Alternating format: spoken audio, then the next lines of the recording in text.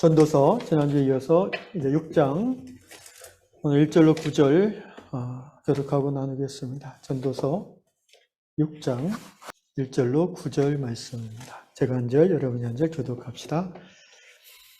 내가 해 아래에서 한 가지 불행한 일이 있는 것을 보았나니 이는 사람의 마음을 무겁게 하는 것이라.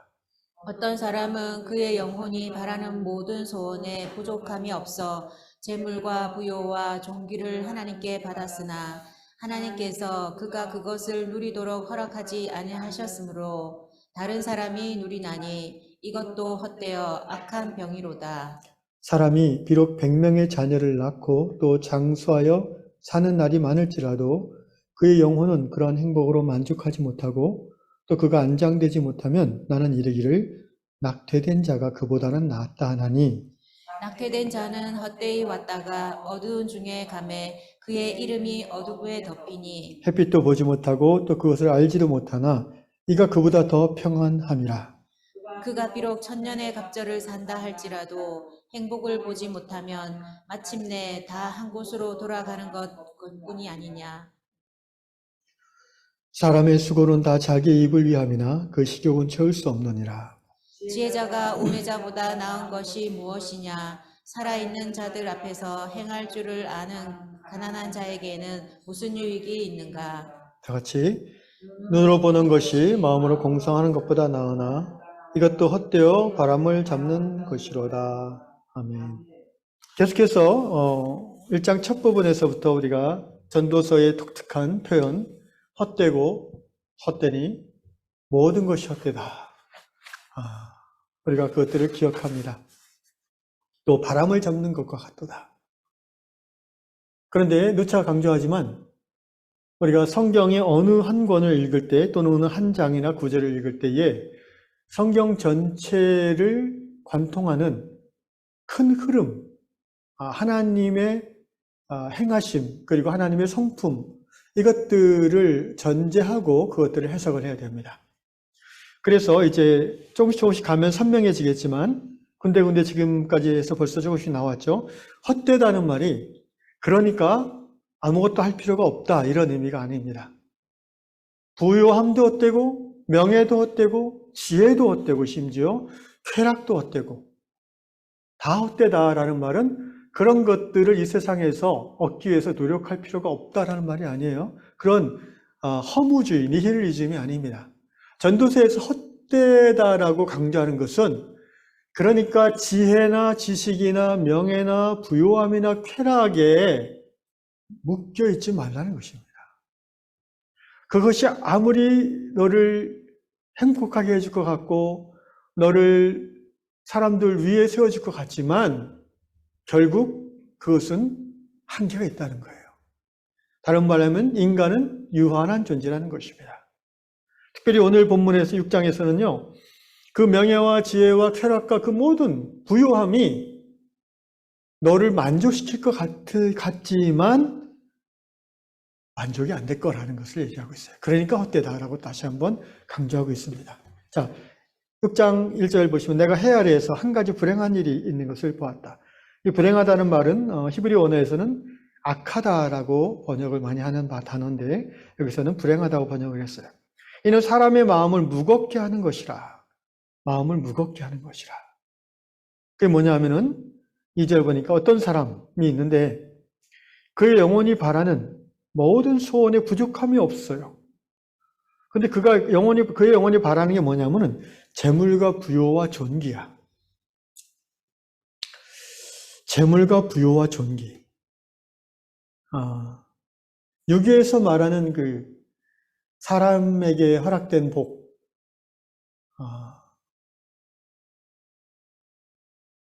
뭐죠?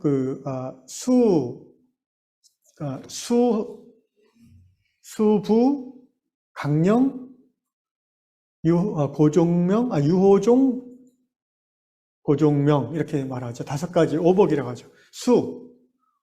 부, 강령, 유호종, 고종명. 이게 수는 이제 장수죠. 부는 부요함이죠.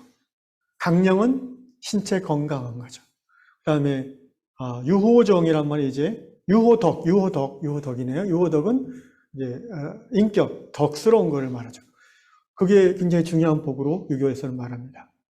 유학에서는 말합니다. 마지막으로 고종명이라는 것은 이제 죽을 때 잘 죽는 걸 말해요. 그러니까 평생을 부유하고 덕망 있게 아주 오래 건강하게 살았는데 죽을 때 비참하게 또는 불명예스럽게 죽는 거, 그거는 이제 마지막 복이 없다고 봅니다.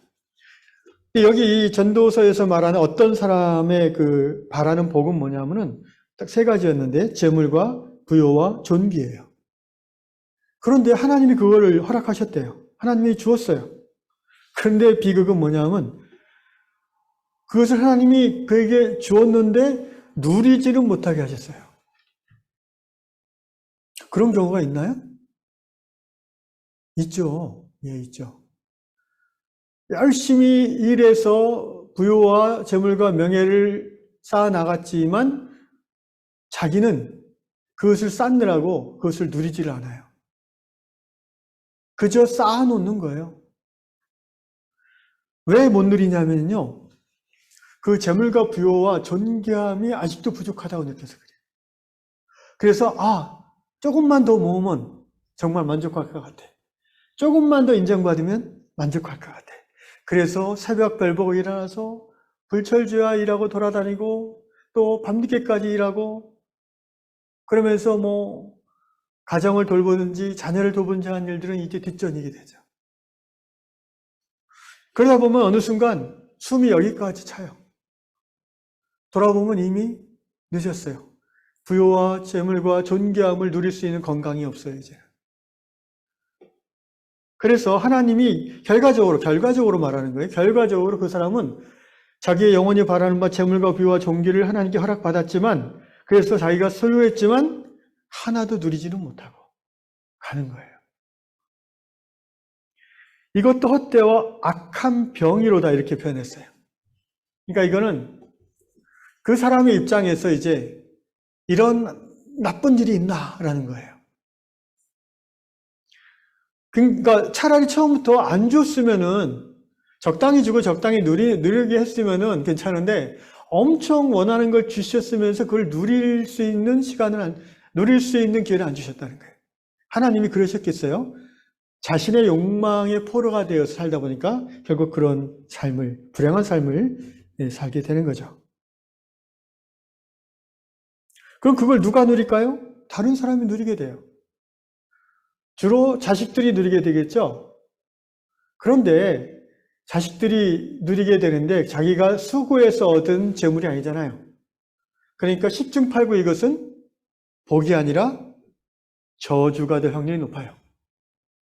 그래서 여러분, 우리나라뿐 아니라 전 세계적으로 역사를 통해서 보면요, 과도한 재물과 과도한 지위를 자식들이 넘겨받으면은 그건 자기가 노력하고 수고하고 능력으로 얻어낸 것이 아니기 때문에 그것을 잘 관리할 수 있는 능력이 별로 없어요.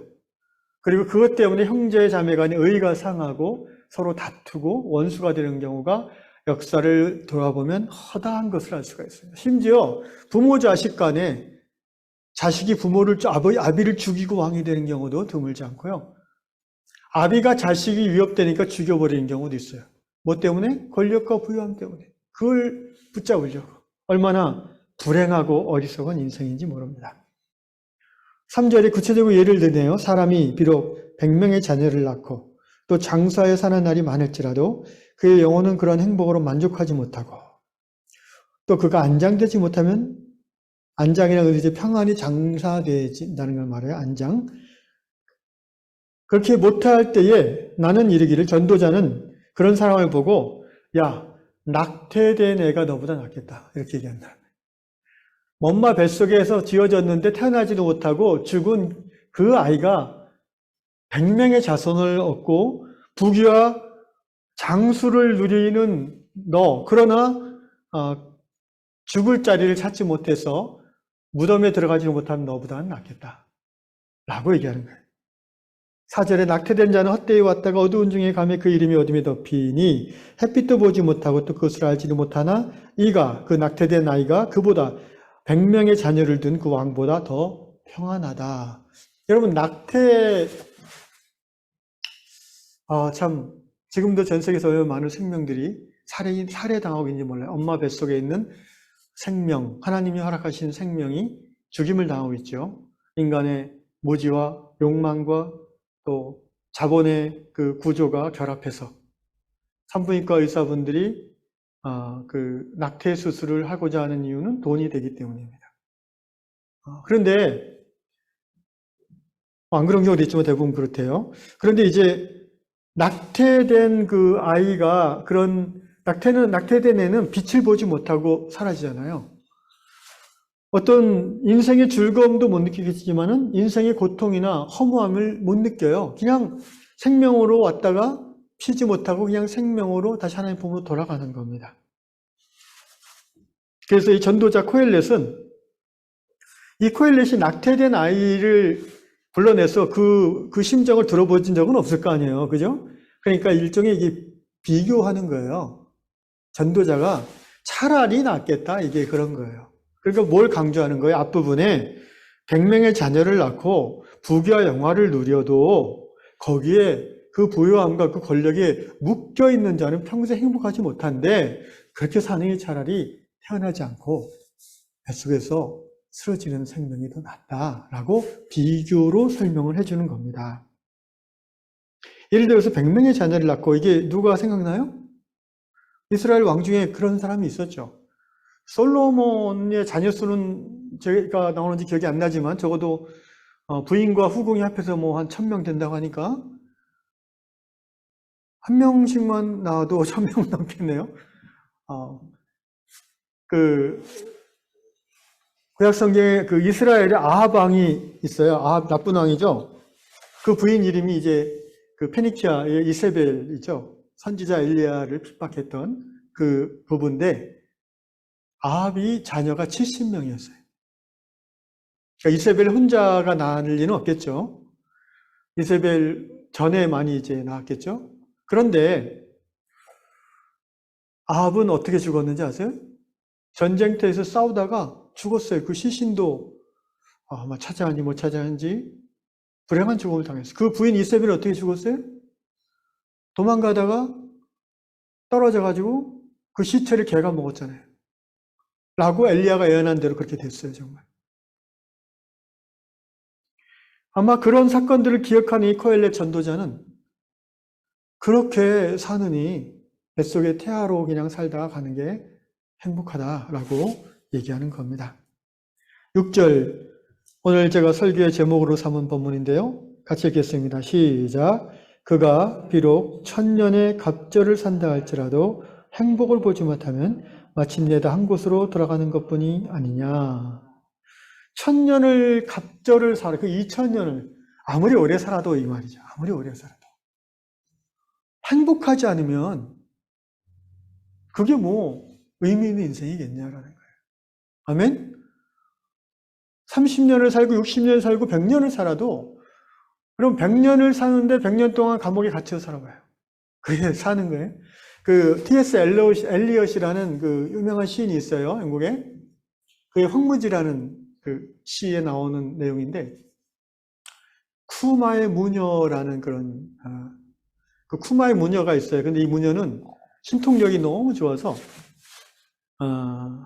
젊었을 때에 그 신통력이 너무 좋아서 하나님이 신이 이제 찾아와서 네 소원이 뭐냐? 너가 너무 신통해서 네 소원 꼭 하나 들어줄게. 그랬더니 쿠마의 무녀가 이렇게 바닥에 있는 먼지를 탁 잡고는 나의 살아가는 날이 먼지만큼 되게 해주십시오.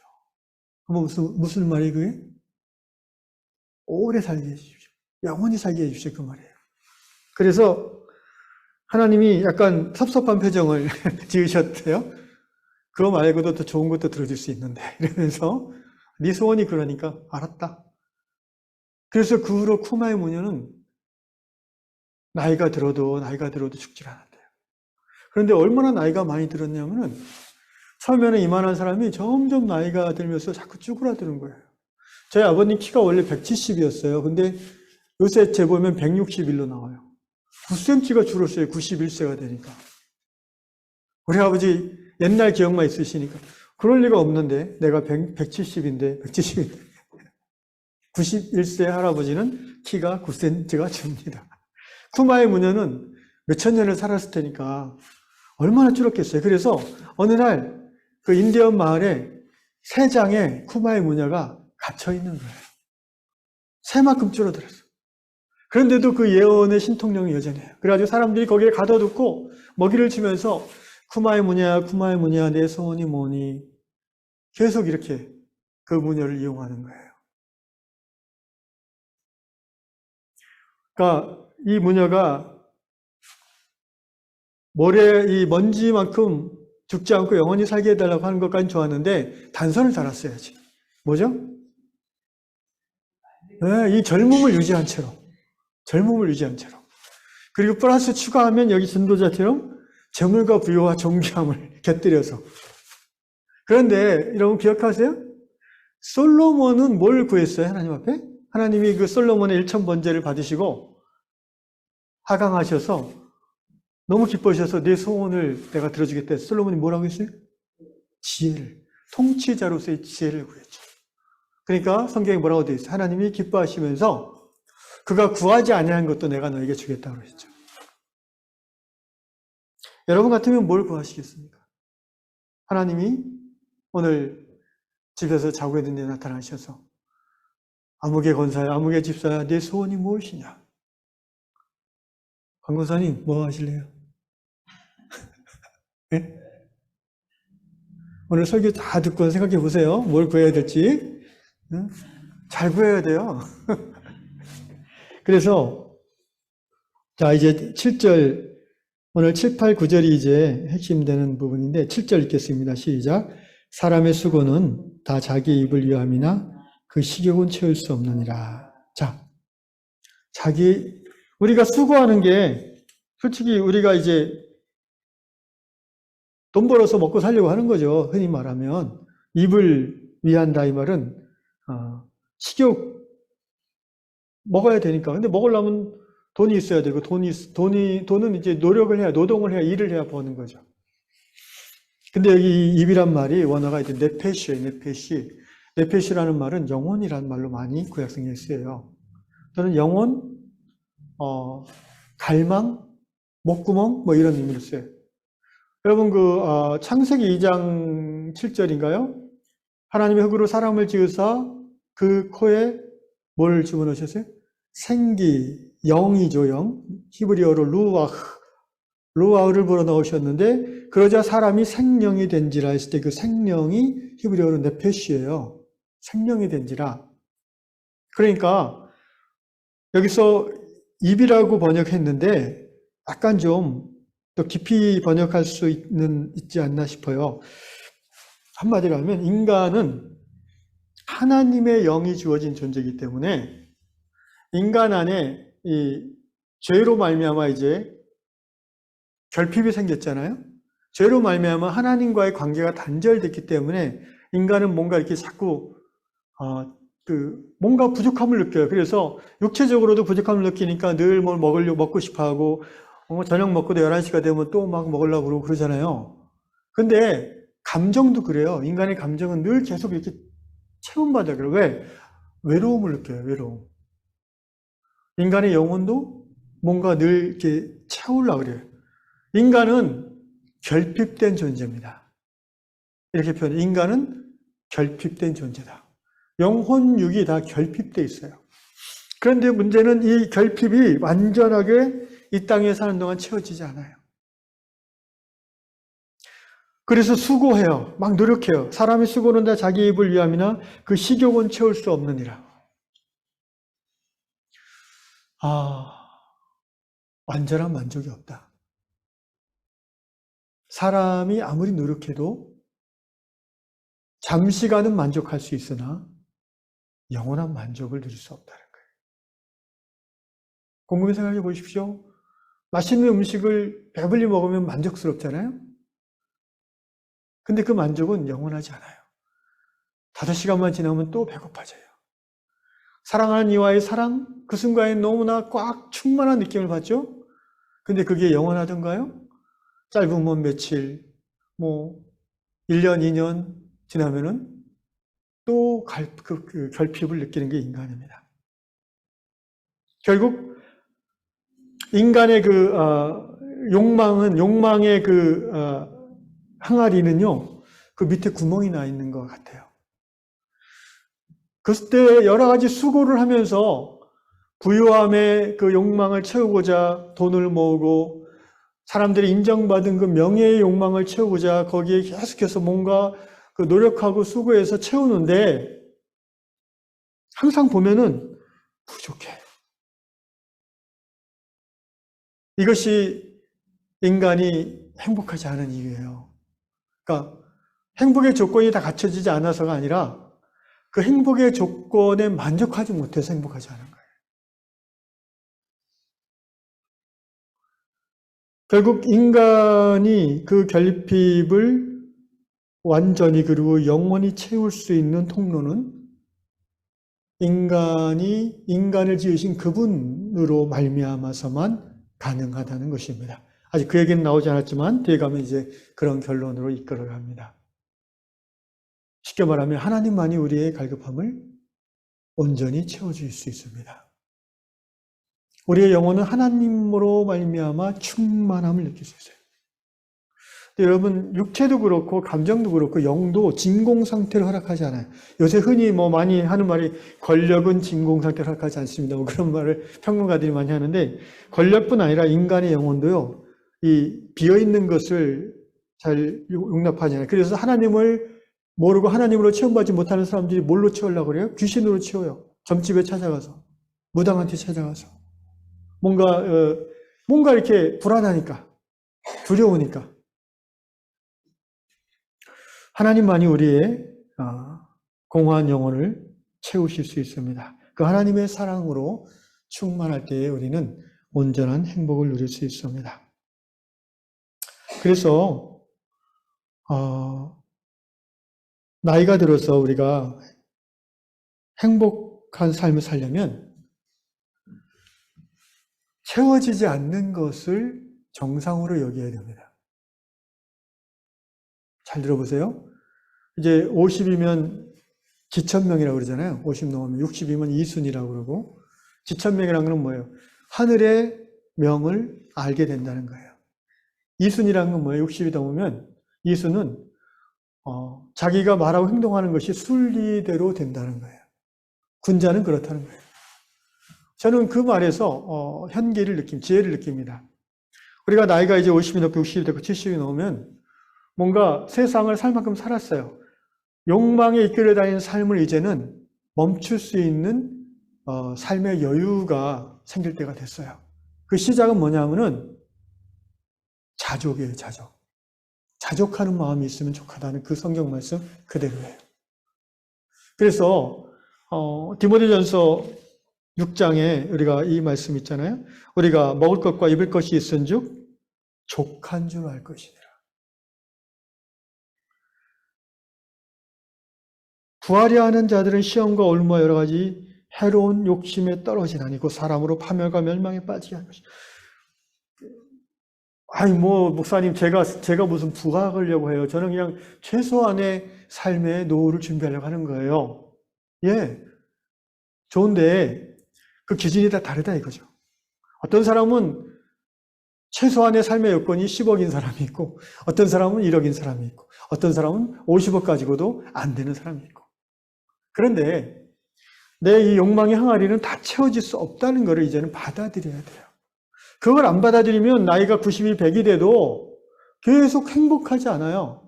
계속 뭔가 아쉽고 뭔가 불만족스럽고 두렵고 그러는 거예요.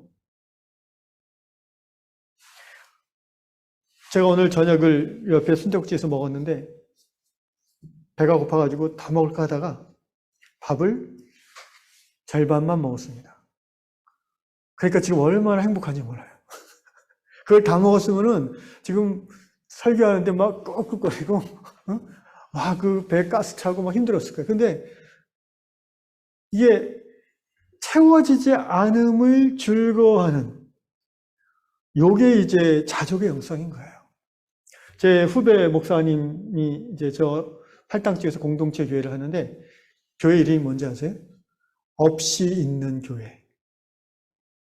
없이 있는 마을 교회. 없이 있는.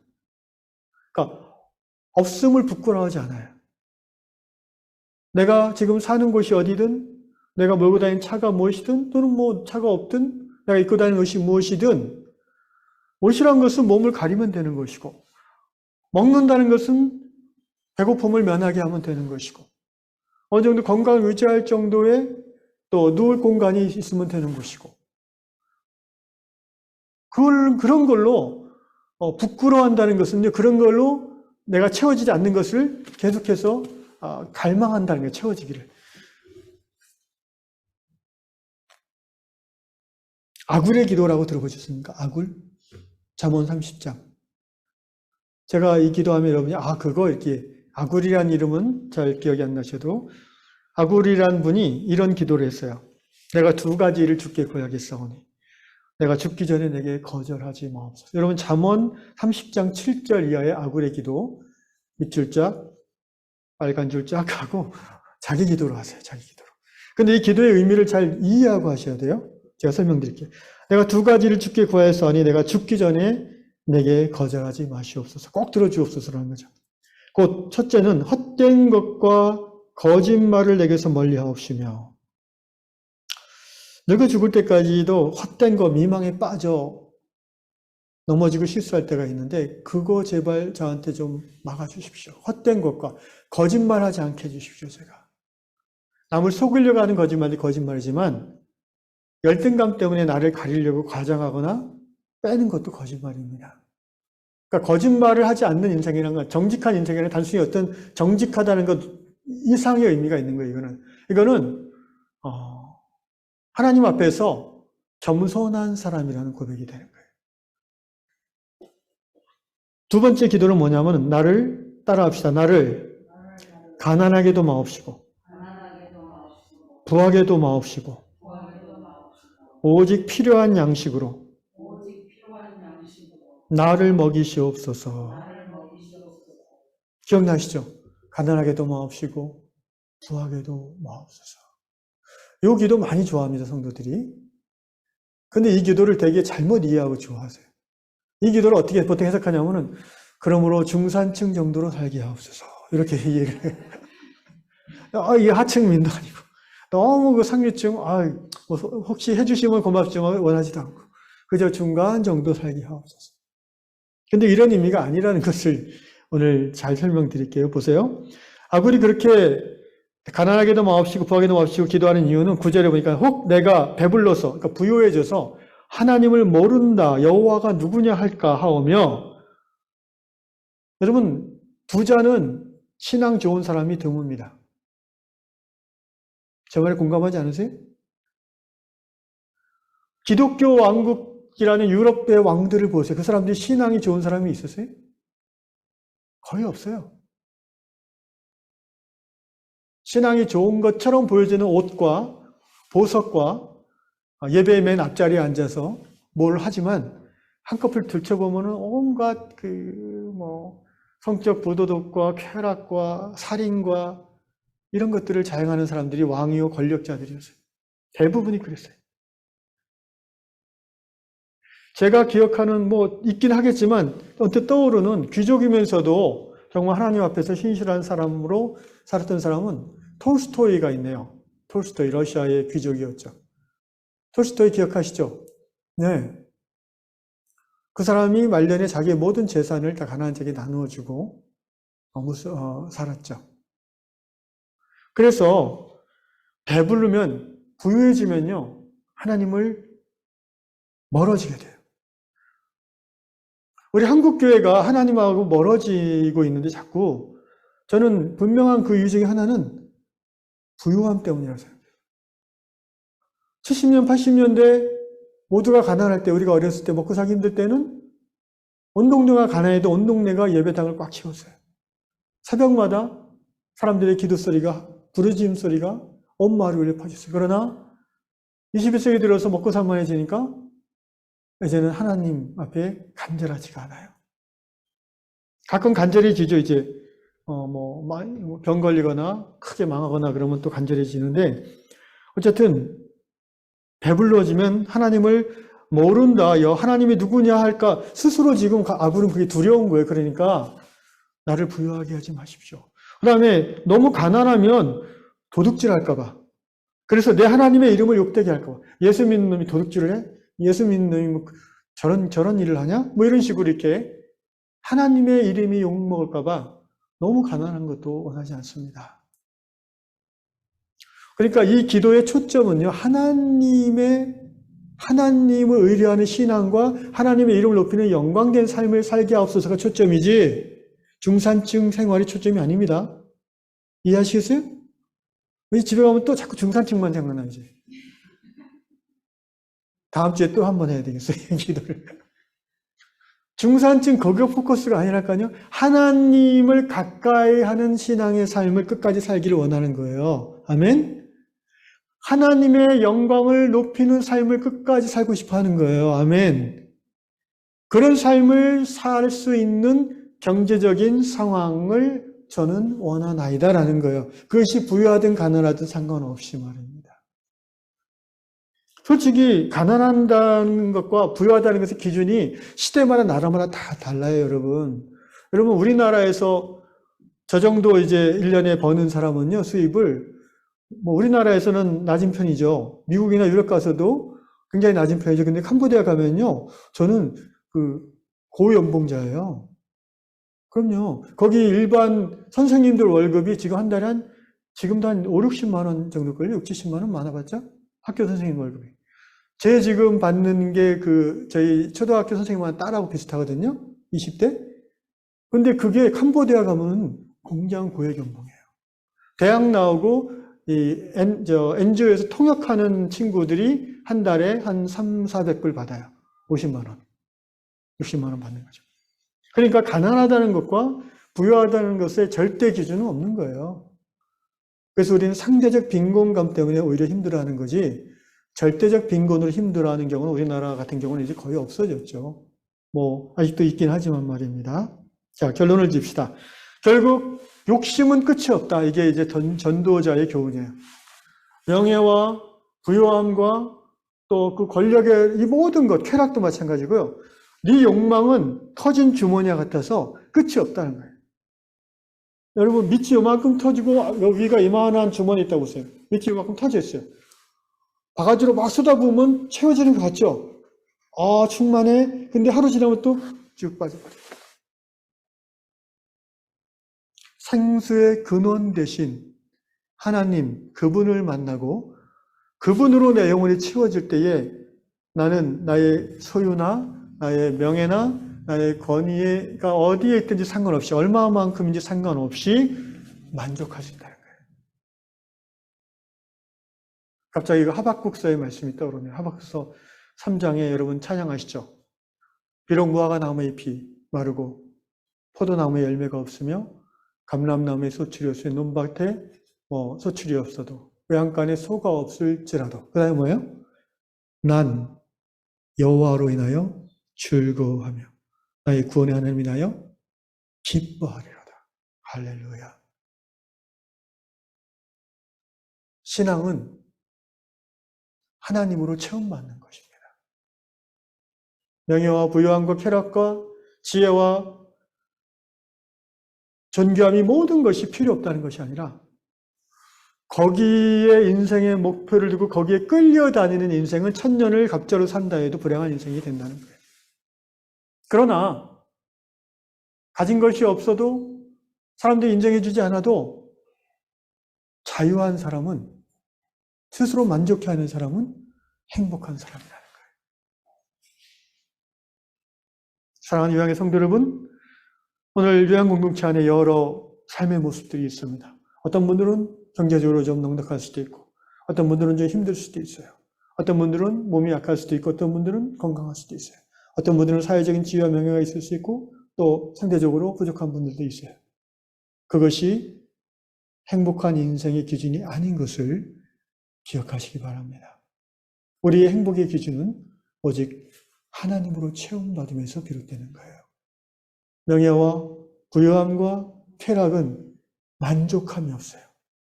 아무리 채우려고 해도. 그래서 가장 그 악독한 병이다라고 하는 게 뭐예요? 다 채웠는데 하나도 못 드리고 가는 인생이라고 그러죠. 이게 얼마나 나쁘면 이 전도자가 악독한 병이라고 그랬어요. 제발 그런 악독한 병에 걸려서 불행한 인생 살면 안 돼요. 오늘 디모데 말씀대로 먹을 것과 입을 것이 있은즉 만족한 줄로 여기고, 또 아굴의 기도를 기억하세요. 하나님께 멀어지자, 하나님께 가까이 갈 정도의 삶의 여건, 그리고 하나님의 이름을 높일 정도의 재정이나 삶의 여건을 내가 죽을 때까지 허락하여 주옵소서라고 기도하는 거예요. 중산층으로 살기 없어 기도하는 게 아니라. 아시겠죠? 기도하겠습니다.